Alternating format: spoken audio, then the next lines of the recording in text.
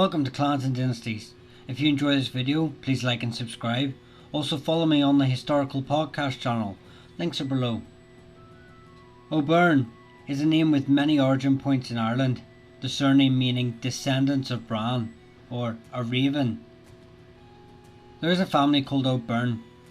These are unrelated, but as modern DNA has shown, some people who bear this name are descended from the Obyrnes. This could have happened for many reasons.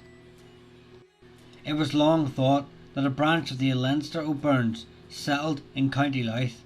DNA studies reveal that the Obyrnes of County Louth and Monaghan comprise of two Byrne clans related to neither each other or the Leinster Obyrnes.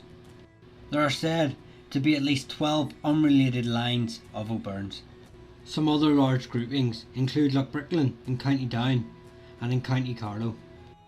The ancestor, or probably the most famous branch of Obyrnes, comes from the Phelim. The kingdom would eventually give its name to the Anglo-Norman cantrad of Offlin in Kildare. The tribeland of Phelim included Oher Liffey, with Naas as its capital, and extended west of the Liffey and north of the Curragh across the county. One of the origin stories for the Phelim is associated with Saint Kevin, who is responsible for saving Phelim, the ancestor of this clan. The Obyrne branch of this clan claim to have came from a son of Muil Morrogh, King of Leinster, of the Phelim of the Dublin. He is best known as the enemy of Brian Boru. Both men died in the Battle of Clontarf in 1014, and his son Bran was King of Leinster from around 1016 until he lost his kinship in 1018.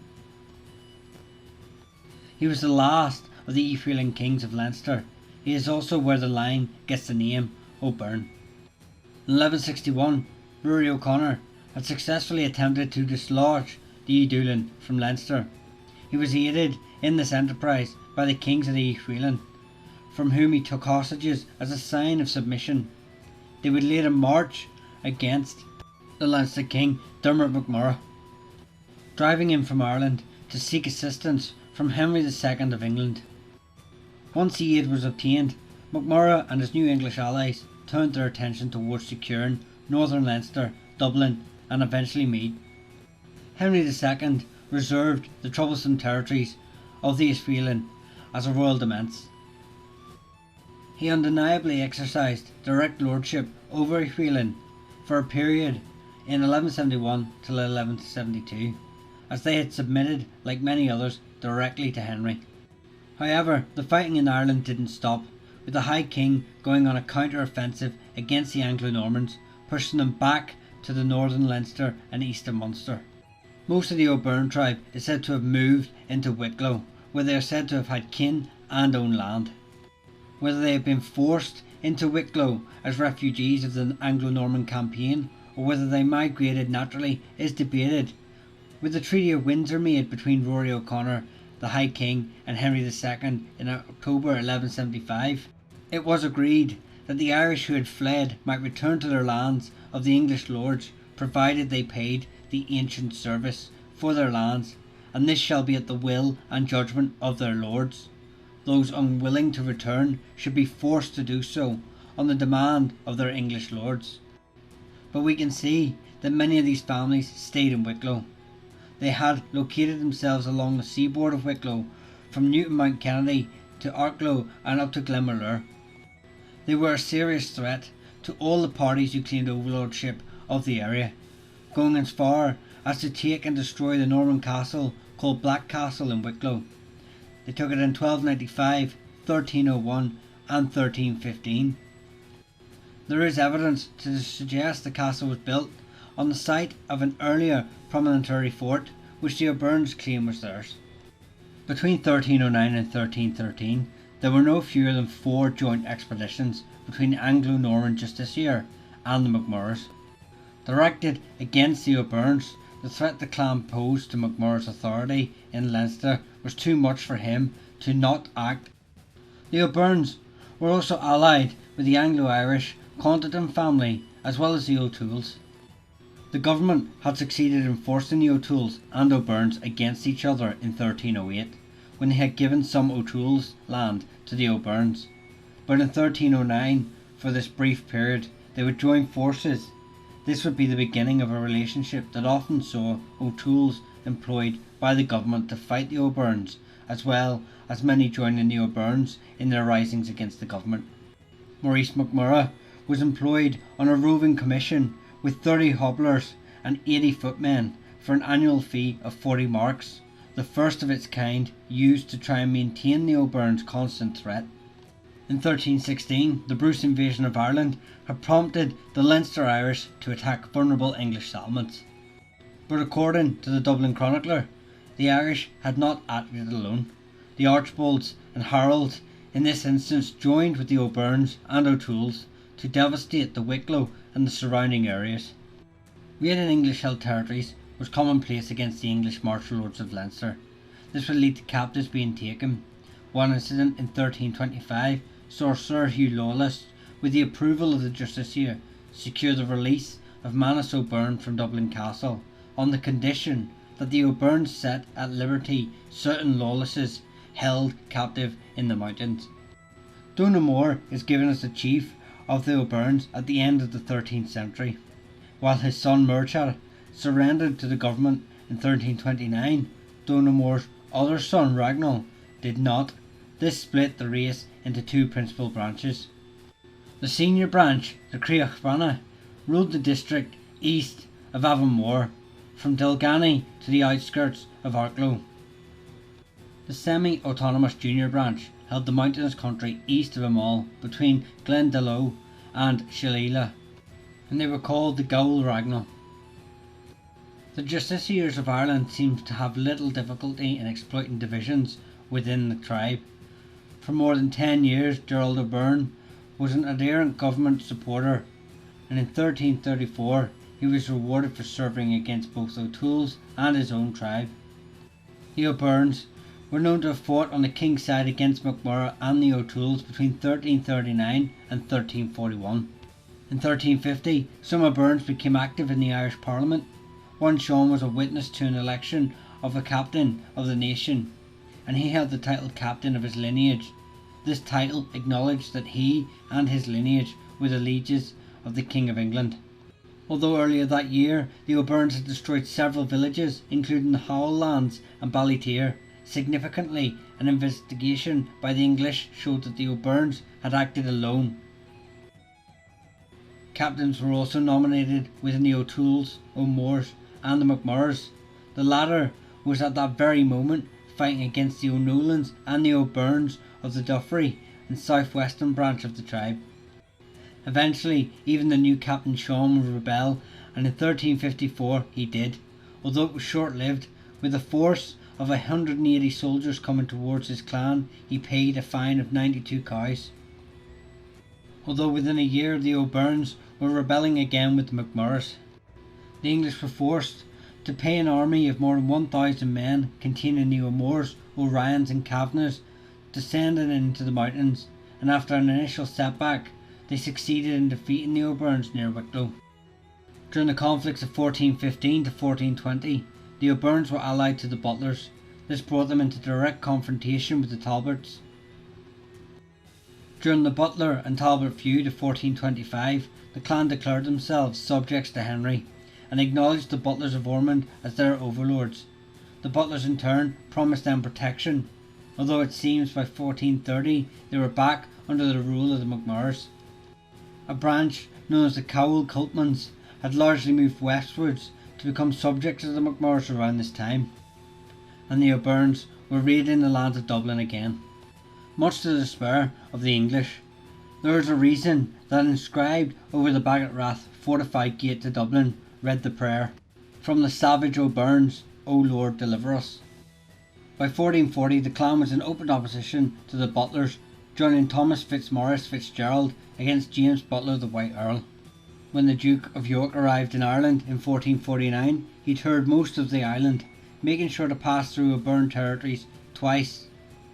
They were to be made an example, used if you defied English authority.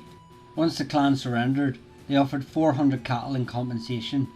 It was around this time that the Gael Ragnall branch started to separate from the main line, members going as far as to adopt the surname McShane instead, although they would soon return into the fold due to the famous son of the family, Obyrne. In 1459, a castle was built in Bray, and the towns of Rathdown and Newcastle were also fortified to defend the English-held Pale against Obyrne raids. In 1460, Archbishop Trugarry obtained a grant for recovery of church lands. Trugarry apparently began to revive his rights in Harold's country and Obyrne's country. However, this plan backfired. In 1461-62, he was kidnapped by Geoffrey Harold and Patrick Obyrne. For an unknown period, he was held captive by them and allegedly mistreated. He excommunicated his captors upon his release. The excommunication resulted in the sacking of Christchurch Cathedral, leaving the cathedral in ruins. By 1469, the very castle designed to defend the Pale and Bray was taken by the Obyrnes. Following the appointment of Gerald Fitzgerald, 8th Earl of Kildare, as Deputy Lieutenant in October 1479, this meant the Geraldine power had been revived and greatly strengthened in Leinster, following the construction of strategically placed fortifications under the 7th Earl in the 1470s. The 8th Earl was in a position where he might expand his interests into the South Dublin while bringing order to the English gentry and controlling the Gaelic lordships to the south. Kildare was quick to make his presence felt in the district, and in April 1480 launched a devastating campaign into Obyrne lordship. The records of the Obyrne military strength at the time state the main branch had a battle of Gallowglass, a further 60 horsemen and 88 kern, each category with its complement of servants to carry armoury, are attributed to, while Redmond McShane, Lord of Ragnall, is listed with a rather smaller force of 8 horsemen and 40 kern, though the difference in power would eventually change.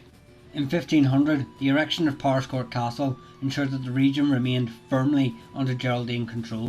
In 1513, Gerald Fitzgerald succeeded his father as 9th Earl of Kildare. He gave gifts of horses to each of his clients, including the heads of 4 of the ruling Obyrne families, with the exception of the Gall Ragnall, who were not deemed powerful enough to receive such a gift. During the ongoing rivalry of the Butlers and the Geraldines in the middle of the 16th century, the Obyrnes were split on loyalties between these major houses. The pro-Butler supporters came from the clans of Downs, Newrath, Clonmore and Kiltimon, and the pro-Fitzgerald clan of Gall Ragnall. Although Fay MacHugh Obyrne of Gall Ragnall and his brother had helped Sir Edmund Butler escape from Dublin Castle during 1569, Sir Edmund is said to have repaid this brave deed by having an affair with Fay's wife.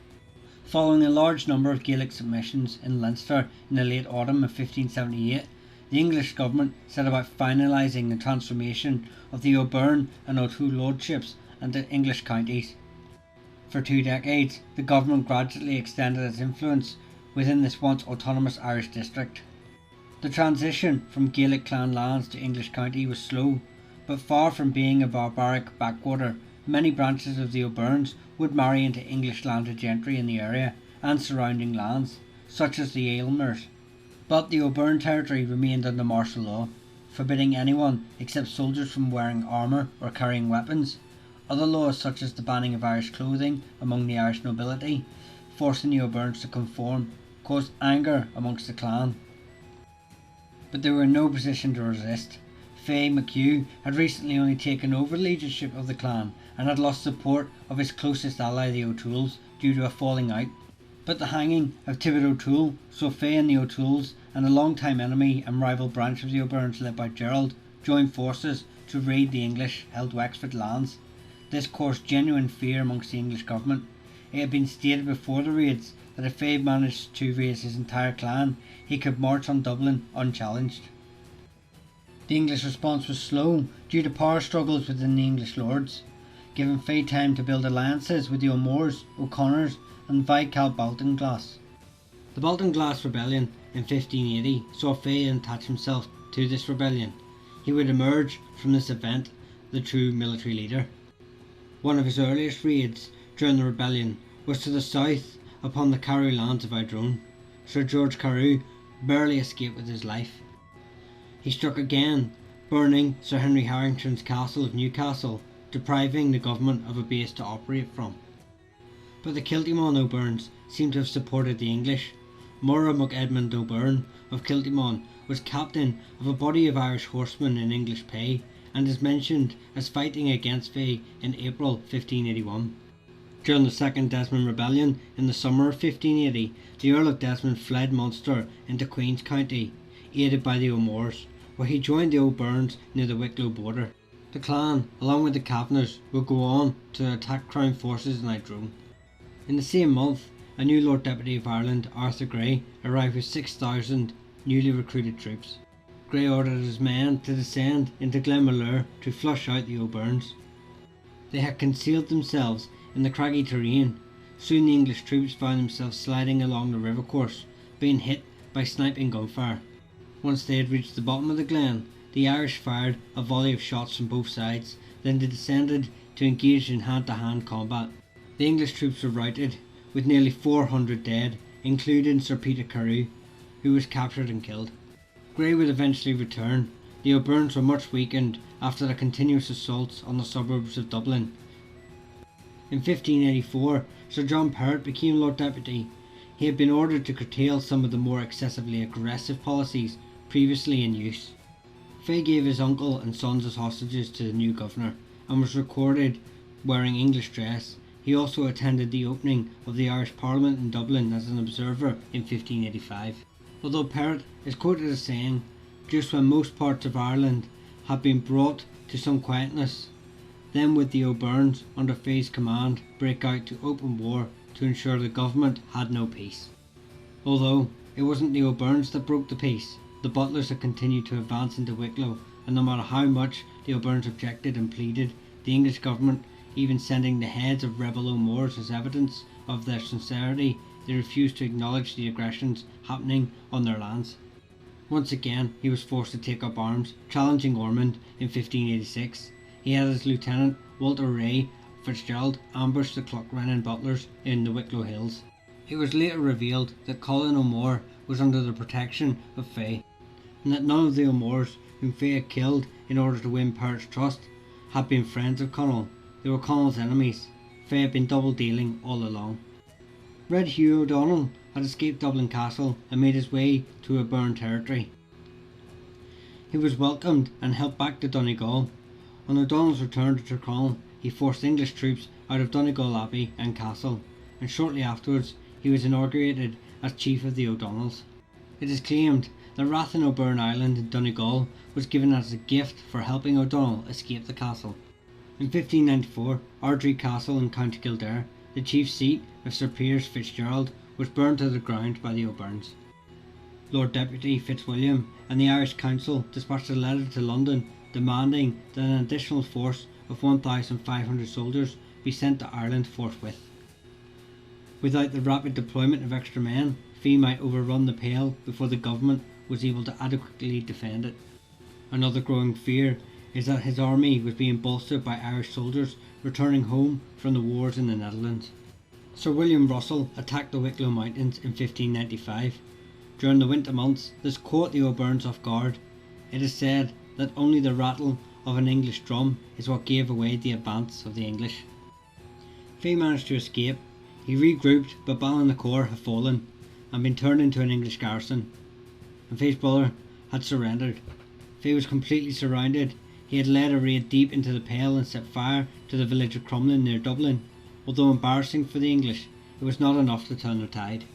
Some of Fay's key followers would surrender due to the dire circumstances. Approximately a quarter of the entire Royal Army in Ireland at the time was stationed around him. The Crown forces were also aided by Mura Obyrne, a leading candidate for the Obyrne chieftaincy. He managed to track down Walter Ray after being tipped off of his location. Much to the annoyance of the Dublin Parliament, the rebellions in Ulster were seen as far more of a threat to London, and just as Fay was about to be beaten, vital forces were taken away from Leinster and taken to Ulster. Fay now petitioned for his lands and towns back, stating that should he not get them back, he would be forced to continue his rebellious ways.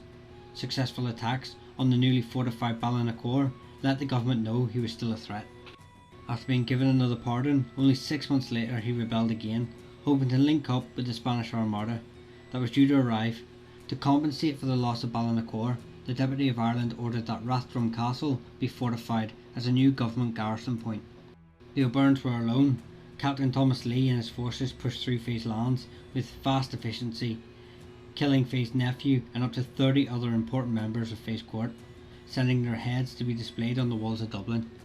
These forces finally tracked down Feagh to a cave in Glenmalure, and the 63-year-old man who had played the English of the Pale for over 30 years was unceremoniously cut down. Rumour states they used his own sword to cut his head off.